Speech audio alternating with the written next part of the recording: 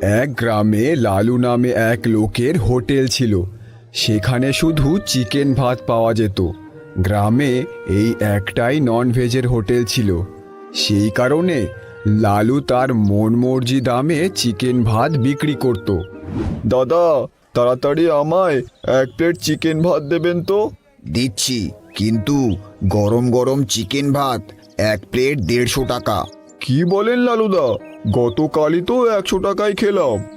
গতকাল ছিল গতকাল, আজ বাজারে মুরগির দাম বেড়েছে, মশলার দাম বেড়েছে, তাই আমারও মেজাজ বেড়েছে। কিন্তু এত বেশি দাম নিলে গরিব মানুষ খাবে কি করে? গরিব মানুষ চিকেন খেতে আসে কেন?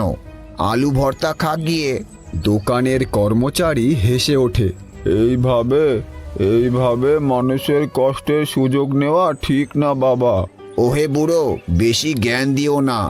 এই বাজারে আমার বিরুদ্ধে কথা বলার সাহস কারো নেই। ঠিক তখনই হাতে কোদাল নিয়ে সুরেশ হোটেলের সামনে দিয়ে যাচ্ছিল। লালুদা,